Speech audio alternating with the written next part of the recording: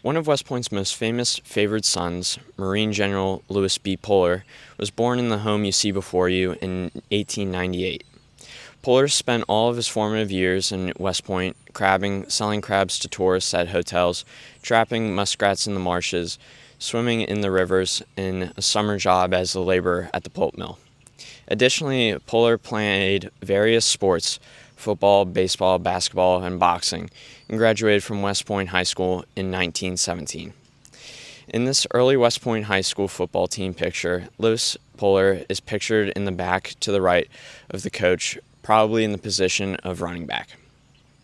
The Puller family was fairly well off until Puller's father died in 1908 from cancer, after which his mother sold off horses, the carriage, and many of the family's things to survive.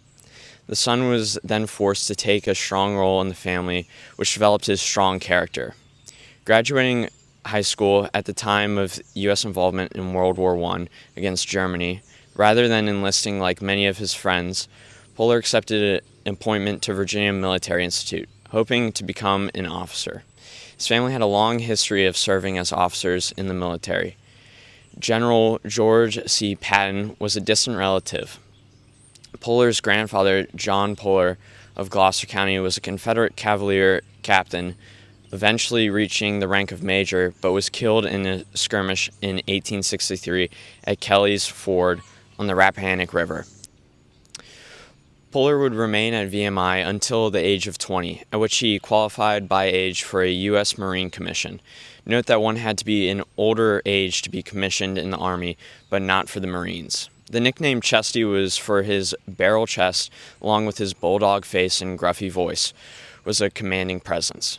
Leaving VMI, Chesty enlisted on July 25, 1918 in Richmond and arrived at Parris Island a few days later. America's role in World War I was winding down, so Puller's assignments post-war peacetime were actions in Haiti, Nicaragua, and China. World War II was where Chesty made his mark with his Marines in a series of jungle campaigns against the Japanese in New River, Samoa, Guadalcanal, Cape Gloucester, Pavuvu, and Peleliu. While Puller was often a burr under the saddle to his superiors and some fellow officers because of his blunt style, his lead from the front approach was adored by the men in his troops. In his book, Chesty, by Colonel John T. Hoffman, quotes from men who served with Puller. "It means so much to us to have a leader who enters into the thick of battle with his men, regardless of the danger to himself. A man of enormous drive, abominable will, more fearless than anyone I've ever known. I am proud to have him as my commander. Having an outfit which would follow him to hell and back and enjoy every moment of it." Puller again saw action in South Korea at Incheon and Seoul in 1950, and then into North Korea at Chosin Reservoir in Kyoto-rai. On the personal side, Puller married Virginia Evans from nearby Urbana, Virginia, after 11 years of courtship on November 13, 1937, more evidence of Puller's persistence. His daughter, Virginia McCandlish Puller, was born on May 27, 1940. Twins arrived in August 1945.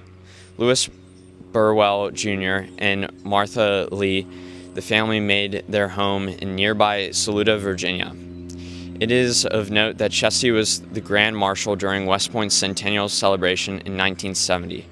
A series of strokes and massive seizure in October of 1970 led to Puller's physical and psychological decline, ending with his death on October 11, 1971. Puller is buried nearby their Saluda family home at the graveyard at the historical Old Christ Church Parish. The Historical Society of West Point is pleased to be able to recognize the personage of Lewis B. Chesty Puller with a historical marker in front of his home of youth.